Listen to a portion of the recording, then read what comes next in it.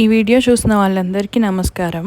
So నిన్న మేము ప్రమాణ స్వీకారానికి వెళ్ళాం. అసలు ఏం జరిగిందో చెప్తాను. మార్నింగ్ ఎప్పుడో 3 o'clockకే లేచి ఇంకా అన్ని పైన పనులు చేసుకుని 4:30కి అట్లా స్టార్ట్ అయ్యాం. మేము అండ్ పిన్ని వాళ్ళం కలిసి వెళ్ళాము. ఇక్కడ మీకు కనిపించేది చందమామ అనుకుంటున్నారు కదా, నేను కూడా రోజు అంత బిస్కెట్ అవుతా, కానీ అది ఒక బిల్డింగ్ మీద ఉన్న లైటింగ్. సో మ్యాటర్లోకి వస్తే మేము మార్నింగ్ 4:30కి స్టార్ట్ అయ్యాం కదా. మేము వేసుకున్న క్యాలిక్యులేషన్ ఏంటంటే వర్స్ట్ కేసు 10:30 కన్నా వెళ్ళిపోతాము, 11:30 కదా ప్రమాణ స్వీకారం అనుకున్నాం. తీరా టికెట్లు మా చేతికి వచ్చాక తెలిసిన విషయం ఏంటంటే విఐపి కానీ వివిఐపి కానీ AAA కానీ ఏ కేటగిరీ వాళ్ళైనా ఇన్విటేషన్ ఉన్న వాళ్ళు ఎవరైనా 9:30 కల్లా అక్కడ ప్లేస్లో ఉండాలి. అంటే మన సీట్స్లో మనం ఉండాలి. మనం అసలే ఆవేశంగా 4:30కి బయలుదేరాము.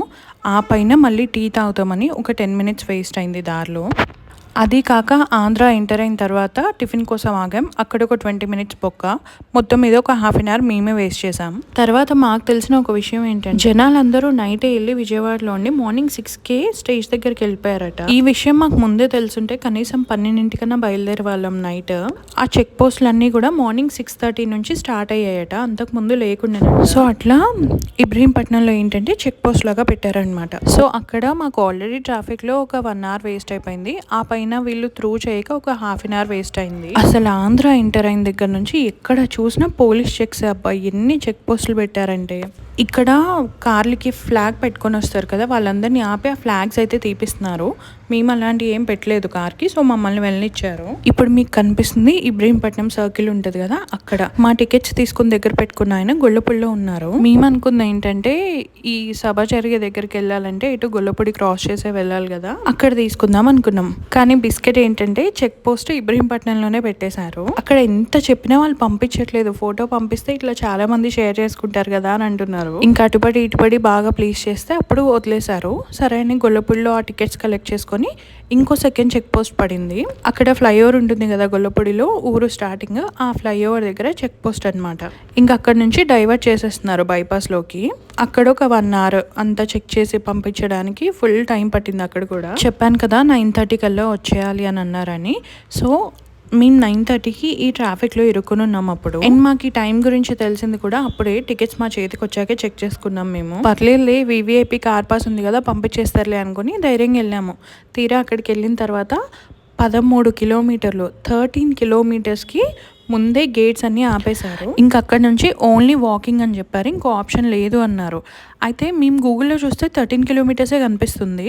బట్ పోలీస్ వాళ్ళు చెప్పడం మాత్రం 5 kilometers ఉంటుందమ్మా, కావాలంటే నడవండి లేకపోతే వెనక్కి వెళ్ళిపోండి అన్నారు. ఇంత దూరం వచ్చి ఇంత చేసి చూడకుండా ఎలా వెళ్ళిపోతాంలే అని అప్పటికి ఇంకా టైం ఉంది కదా నడుద్దాం అనుకొని స్టార్ట్ చేసాము. నార్మల్ పీపుల్ని ఆపుతున్నారా అనుకుంటే కాదు, ఎంపీకి తక్కువ క్యాటర్, ఈవెన్ గవర్నమెంట్ వాళ్ళని ఎమ్మెల్యేస్ వాళ్ళ కార్స్ కూడా ఆపేశారు ఇక్కడే. అండ్ బైక్స్ మీద ఉన్న వాళ్ళందరూ పోలీసులతో గొడవ పెట్టుకుంటున్నారు, ఎందుకు ఎలా చేయరు ఏంటి అది ఇది అని చెప్పి. అసలు జనాలు ఏ లెవెల్లో వచ్చారంటే మామూలుగా రాలేదు. మీటింగ్స్ అప్పుడంటే డబ్బులు ఇస్తారు కదా అని వచ్చారు అనుకోవచ్చు, ఇప్పుడు ఎందుకు వచ్చారు చెప్పండి, అభిమానం కాకపోతే. నాకైతే పిచ్చెక్కిపోయింది జనాలు చూసి.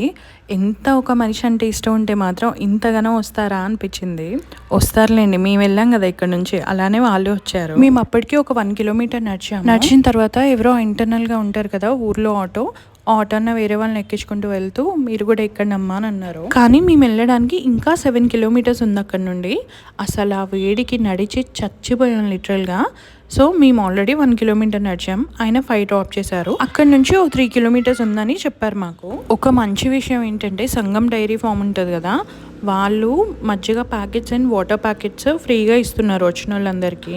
ఇది ఇంకొక చెక్ పోస్ట్, అంటే పక్కల నుంచి వేరే ఊర్ల నుంచి సందుల్లో పడొస్తున్నారని ఇంకొక చెక్ పోస్ట్ పెట్టారు. అయితే మేము మళ్ళీ నడవడం స్టార్ట్ చేసాం. ఇంకో ఆటో అక్కడ నుంచి పైకి రాదన్నారు, అక్కడే ఆపేశారు. అప్పటికి టైం అటు ఇటుగా 10:45 అలా అయినట్టుంది. సర్లే బాబు గారి కోసం ఆ మాత్రం నడవలేమా అని మళ్ళీ స్టార్ట్ అయ్యాను నడవడం. మాకు అక్కడ చెప్పడం 3 kilometers ఉంటుంది అని చెప్పారు, బట్ యాక్చువల్గా 7 kilometers అది. అప్పటికే ఓ 2 kilometers నడిచాం, కానీ ఎంత నడిచినా స్టేజ్ అయితే కనిపించట్లేదు. ఇంకా ఓపిక అయిపోయి ఒక సైడ్కి నిల్చొని ఫోన్స్ ఓపెన్ చేసుకొని చూసాం వీడియో. కానీ మస్తు బాధ అనిపించింది, అక్కడ దాకా వెళ్ళి లైవ్లో చూడలేకపోయాము. ఎందుకంటే అప్పటికే ప్రమాణ స్వీకారం టైం అయిపోయింది, అంటే 11:20 అయింది. చాలా ఎమోషనల్ కూడా ఫీల్ అయ్యాను. దేశాలు గాని లేకుండా రాజ్యాంగాన్ని శాసనాలను అనుసరించి ప్రజలందరికీ న్యాయం చేకూరుస్తానని దైవ సాక్షిగా ప్రమాణం ఈ వీడియో నేను నడుచుకుంటూనే చూశాను దారిలోనే. ఇక్కడ నాకు పెద్ద బిస్కెట్ పడింది. యాక్చువల్గా అక్కడ స్టేజ్ దగ్గరికి వెళ్ళిన కొద్దీ ఆ రేడియస్లో జామస్ పెట్టారట. ఒక రోజులో ఒక బిస్కెట్ అయితే తినగలుగుతాం, కానీ ఎన్ని బిస్కెట్లు తింటాను చెప్పండి. తీరా మేము అంత కష్టపడి సరేలే ప్రమాణ స్వీకారం అయిపోయిన తర్వాత కూడా ఇంకా చాలాసేపు ఉంటారు కదా అన్నట్లు మేము కనిపించిన నల్లా ఇట్లా లిఫ్ట్ అడుక్కుంటూ ట్రై చేసాం వెళ్దామని. కానీ ఇంకొంచెం 1/2 కిలోమీటర్ నడిచిన తర్వాత జనాలందరూ వెనక్కి వచ్చేయడం స్టార్ట్. అయితే మేము కొంతమందిని అడిగామన్నమాట, ఏంటన్నా వచ్చేస్తున్నారు అంటే, అసలు లోపల ఘోరంగా ఉందమ్మా, 1,00,000 మంది పట్టే దగ్గర 2,00,000 మంది ఉన్నారు, భయంకరంగా కొట్టుకుంటున్నారు, లోపలికి ఆ గేట్ లోపలికి వెళ్తే ఊపిరి కూడా ఆడట్లేదు, మీరు లేడీస్ అసలు వెళ్ళకండి అని అన్నారు. ఇంకా మాకు అక్కడ కొంచెం భయం అనిపించింది, ఎందుకు ఇంత రిస్క్ చేసి. అప్పటికి వీళ్ళు కూడా వెళ్ళిపోయారంట, చంద్రబాబు, పవన్ కళ్యాణ్ అందరూ. ఇంక అందుకని చెప్పి మేము కూడా కొద్దిసేపు ఎవరైనా లిఫ్ట్ ఇస్తారేమోనని వెయిట్ చేసాం. ఆల్మోస్ట్ ఒక 30-40 కార్స్ని అడిగుంటా నేను లిఫ్ట్ కోసం. ఆఖరికి పోలీసు వాళ్ళని కూడా అడిగాము, బట్ ఎవ్వరూ లిఫ్ట్ ఇవ్వమన్నారు. మళ్ళీ చచ్చినట్టు 3 కిలోమీటర్లు వెనక్కి నడవాల్సి వచ్చింది. ఇక్కడ వీడియోలో కనిపించే వెహికల్స్ ఎప్పుడో మార్నింగ్ లోపలికి వెళ్ళిన వాళ్ళవి. రోడ్ల మీద ఎక్కడ చూసినా జనాలే తెలుసా. అడిగిన ప్రతి ఒక్కళ్ళు మేము గేట్ దాకా వెళ్ళాం, లోపలికి వెళ్ళలేకపోయామని చెప్తున్నారు. ఆల్మోస్ట్ ఒక 2 lakhs మెంబర్స్ బయట ఉంటే 2 lakhs మెంబర్స్ లోపల ఉన్నారు. అసలు ఇంతగానం ఎందుకు ఫెయిల్ అయింది అనేది అయితే నాకు లిటరల్గా అర్థం కావట్లేదు. వాళ్ళు రావద్దని చెప్పినా వచ్చే జనాలు ఉంటారు కదా, సో ఇంకొంచెం పెద్ద ప్లేస్లో పెడితే బాగుండేదేమో అనిపించింది నాకైతే. ఇంకొక 3 kilometers నడిచిన తర్వాత అక్కడి నుంచి ఒక ఆటో దొరికింది. అతను ఆల్మోస్ట్ మా కారు ఉన్న దాని వరకు డ్రాప్ చేశాడు. పోనీ కామన్ పీపుల్ ఇబ్బంది పడ్డారా అంటే కాదు. చూడండి, పోలీసులు కూడా ఎవరైనా లిఫ్ట్ ఇస్తారేమోనని వెయిట్ చేస్తున్నారు. జనాలు అనుకోకుండా ఎంతమంది వచ్చేసారంటే even government fail to take care of them. నాకు అనిపించింది ఇప్పటికిప్పుడైనా బస్సెస్ పెట్టొచ్చు కదా, అట్లీస్ట్ ఆ ఫస్ట్ చెక్ పాయింట్ దగ్గరకన్నా తీసుకెళ్తే ఎటోళ్ళు అటు వెళ్ళిపోతారు కదా అనిపించింది. కానీ చాలా ఇబ్బంది పడ్డామబ్బా, ఎండ, వేడి, ఆ నడక, ఫుడ్ లేదు. యాక్చువల్లీ ఫుడ్ డిస్ట్రిబ్యూట్ చేస్తున్నారు, బట్ అందులో పడి కొట్టుకొని తెచ్చుకునేంత ధైర్యం మనకు ఉండదు కదా.